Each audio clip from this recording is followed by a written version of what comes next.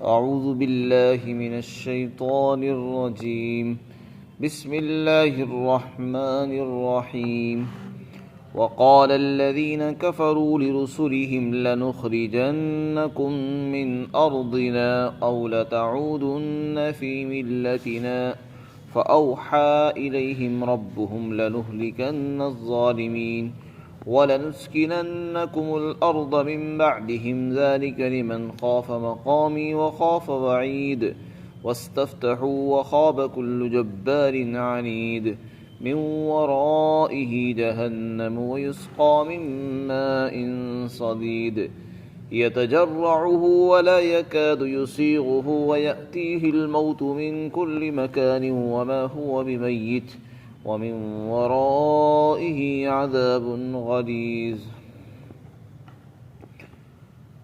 اور کافروں نے اپنے رسولوں سے کہا کہ ہم ضرور تم کو اپنی زمین سے نکال دیں گے، یا یہ بات ہو کہ تم ہماری دین میں واپس لوٹ آؤ۔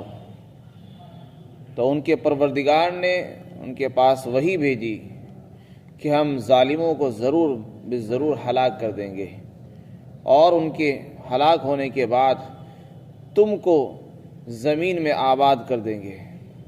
اور یہ وعدہ اس شخص کے لیے ہے جو میرے روبرو یعنی میرے سامنے کھڑا ہونے سے ڈرا اور میری وعید سے ڈرا۔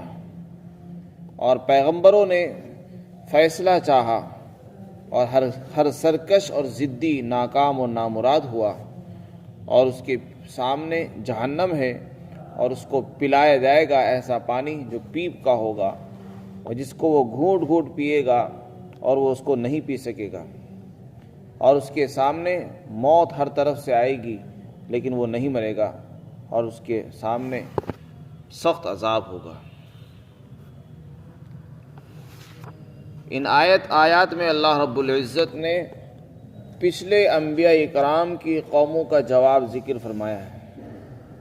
حضرات انبیاء اکرام علیہم السلام اپنی اپنی قوموں کو دعوت حق دیا کرتے تھے، حق کی دعوت دیتے، اللہ کی دعوت دیتے، ایک اللہ کو ماننے کی دعوت دیتے، شرک اور کفر سے ان کو روکتے تھے۔ لیکن ان کی قوموں کو یہ بات بہت کھلتی تھی، کیونکہ جو آدمی جس چیز کا عادی ہو جاتا ہے اس کے خلاف اگر اس کو بلایا جائے تو اس کو وہ بات ناگوار ہوتی ہے۔ تو کافر چونکہ کفر کے اور اسی طرح مشرک شرک کے عادی تھے، ان کو عادت پڑی ہوئی تھی شرک اور بت پرستی کی، اگر ان کو اس سے روکا جائے اور اس کے خلاف ان کو توحید کی دعوت دی جاتی تو اس کو برا سمجھتے تھے۔ اور پھر انبیاء اکرام کی شان میں بھی بری باتیں کہا کرتے تھے۔ انہی جملوں میں سے کچھ جملے وہ تھے جو یہاں پر نقل فرمائے اللہ تعالیٰ نے۔ تو کافروں نے اپنے وقت کے رسولوں سے کیا کہا؟ فرمایا انہوں نے دھمکی دی۔ جب دلیل سے کام نہیں چلا، دلیل ان کو بتا دی گئی، دلیل سے بھی نہیں مان سکے، حجت بھی پیش کی گئی، معجزات بھی پیش کیے گئے، ان سے بھی کام نہیں چلا، تو آخر میں آ کر وہ دھمکیاں دینے لگے۔ کیا دھمکی دی؟ کہ ہم تم کو اپنی زمین سے نکال دیں گے۔ زمین سے مراد اپنا ملک، اپنی حکومت، سرزمین سے نکال دیں گے۔ یہ دھمکی دیا کرتے تھے اللہ تعالیٰ کے پیغمبروں کو اس وقت کے کافر اور مشرک۔ اس سے پتہ چلتا ہے ایمان والوں کو یہ دھمکی قدیم زمانے سے ملتی رہی ہے۔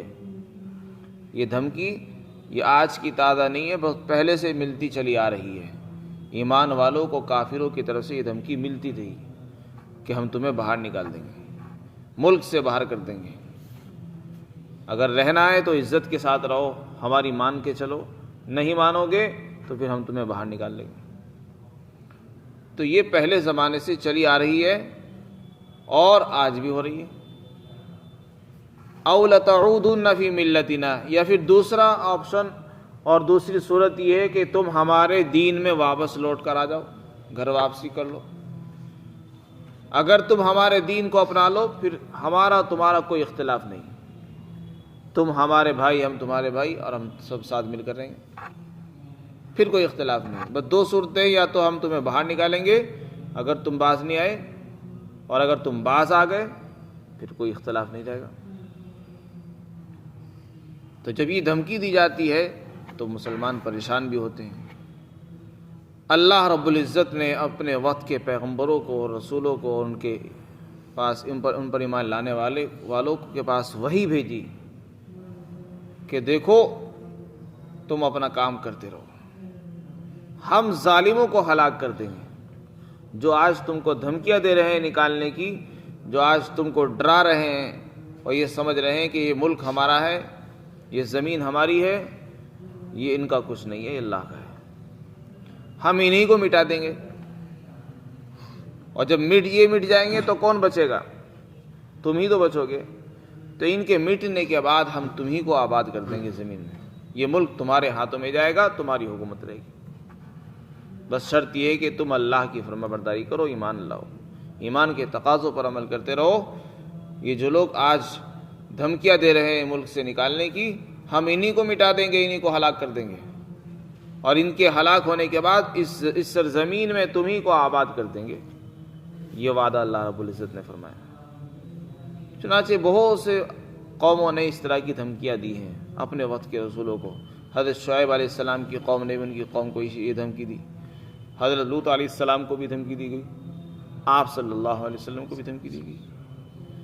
آپ کے بارے میں تو مشورے کیے گئے کہ کیا کیا جائے۔ کسی نے مشورہ دیا کہ آپ کو قتل کر دیا جائے، کسی نے کہا آپ کو مکہ سے نکال دیا جائے، کسی نے کہا کچھ اور رائے مشورے دیے، قید کر دیا جائے۔ آخرکار جو ہے آپ مجبور ہو گئے نکلنے پر، آپ نے ہجرت فرمائی، بہت سے صحابہ اکرام نے حبشہ ہجرت فرمائی، پھر مدینہ ہجرت فرمائی۔ تو یہ ساری صورتیں پیش آئی، لیکن ظالم کی حکومت نہیں چلتی ہے۔ جنہوں نے آپ کو نکالنے کے منصوبے بنائے مکہ مکرمہ سے، آپ صلی اللہ علیہ وسلم کو نکالنے کے جو منصوبے بنا رہے تھے، قتل کے منصوبے بنا رہے تھے، اللہ تعالیٰ نے انہی کو خاک میں ملایا۔ زیادہ دن ان کی حکومت نہیں چل سکی۔ جب آپ مدینہ تشریف لے آئے تو دوسرے ہی سال میں بدر کا معرکہ پیش آیا، جو ایک عظیم الشان فتح تھی مسلمانوں کی، اور کافروں کی کمر ٹوٹ گئی، اس میں ان کے بڑے بڑے سردار مارے گئے، بڑے بڑے سردار گرفتار ہو کر آئے۔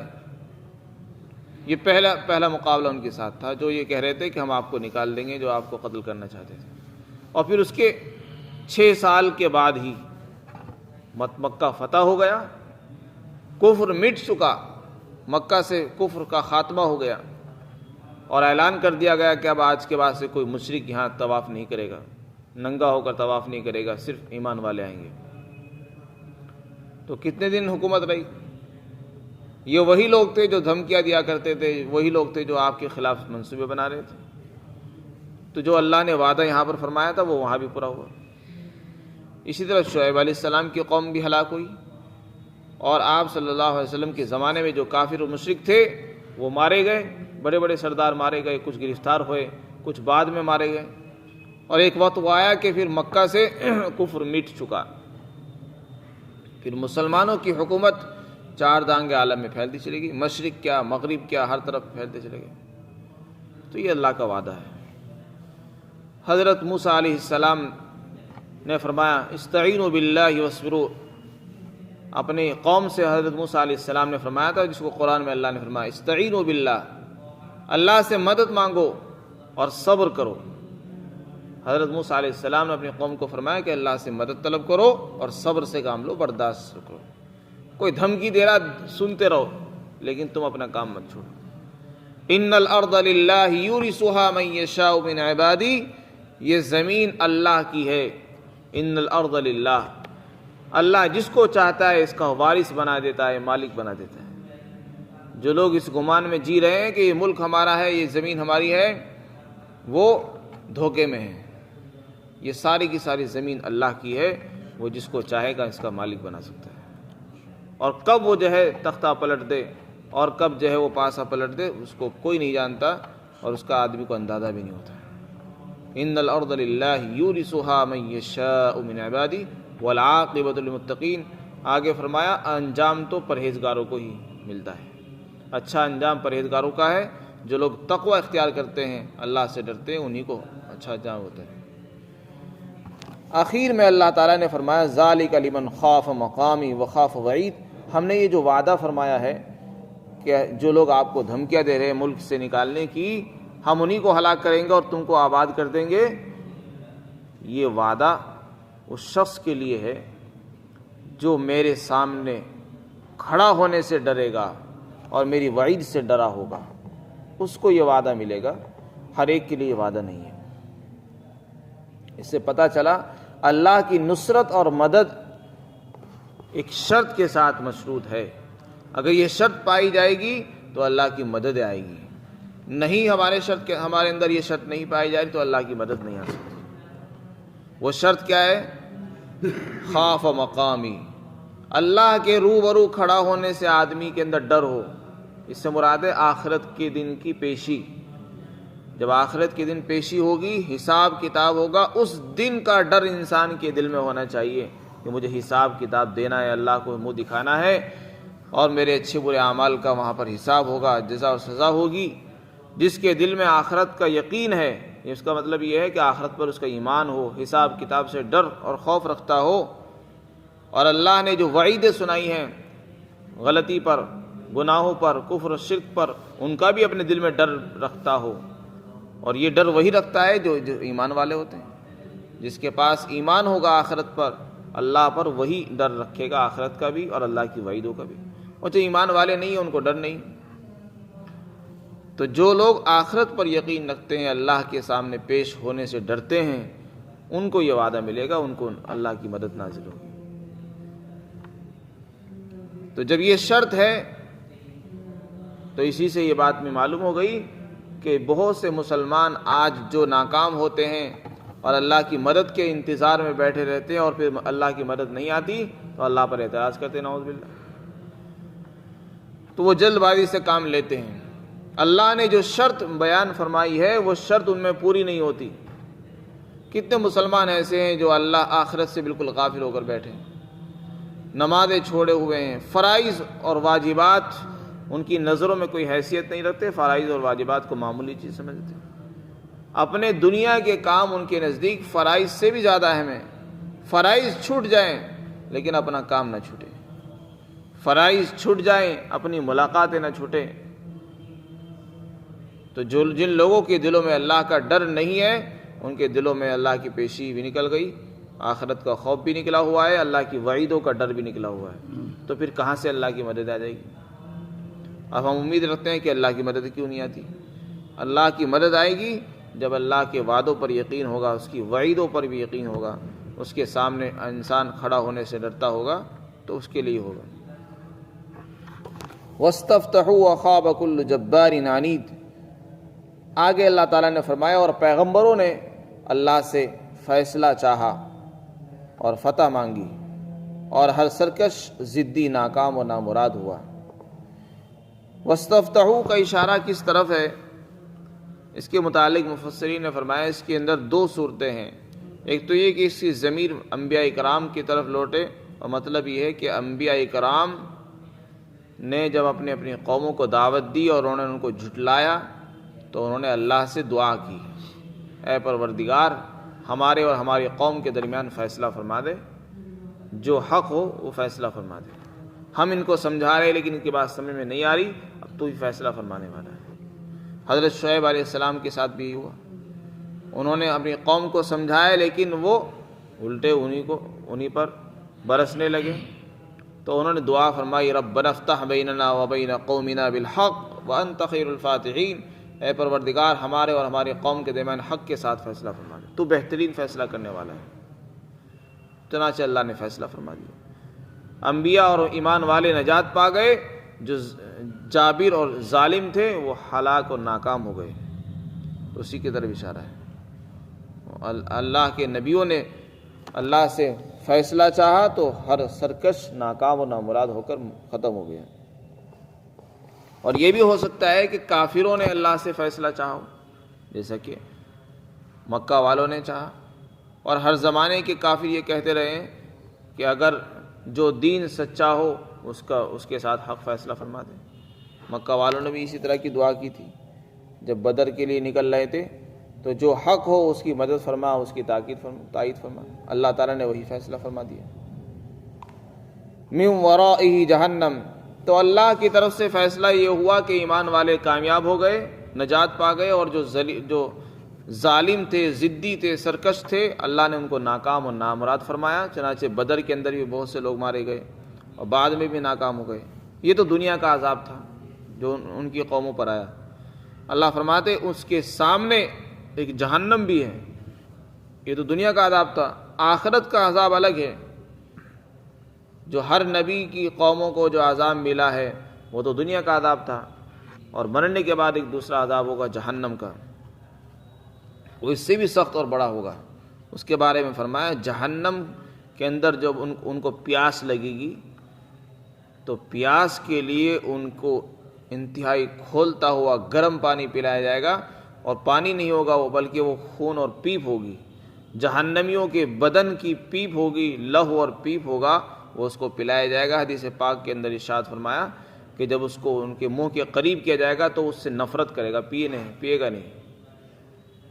پھر اس کو اور قریب کیا جائے گا تو وہ اتنا گرم ہوگا کہ اس کا منہ جھلس جائے گا اور اس کے چہرے کی کھال پگھل جائے گی، اور جب وہ اس کو گھونٹ گھونٹ پیے گا تو اندر کی جو آنتیں ہیں وہ اس کو کاٹ ڈالے گی اور وہ پاخانے کے راستے سے باہر آ جائیں گے، اس کو پی نہیں سکے گا۔ قرآن میں فرمایا یتجرعہ، گھونٹ گھونٹ پیے گا اس کو، یعنی اولاً تو اس کو نفرت ہوگی، لیکن پیاس بھی لگ رہی ہوگی، اور پھر بھی پیے گا تو بہت گھونٹ گھونٹ کر کے پیے گا، اور لیکن اس کو پی نہیں سکے گا۔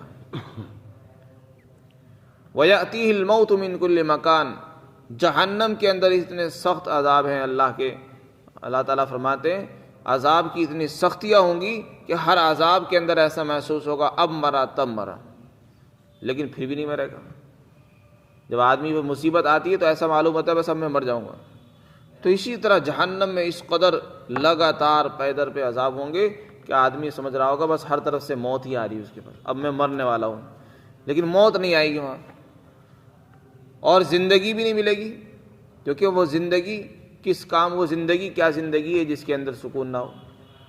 تو نہ تو وہ جو جینے کا جو طریقہ ہے، نہ تو ان کو زندگی ہی ملے گی، نہ موت ہی آ سکے گی۔ اس لیے قرآن میں فرمایا لا یموت فیہا ولا یحیا، نہ وہ مریں گے نہ جئیں گے، اور اس کے سامنے ایک سخت عذاب ہوگا۔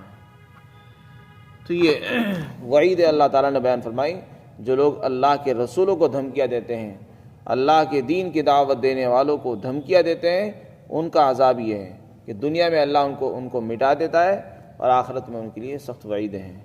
اللہ تعالیٰ ہم سب کو عمل کی توفیق دے۔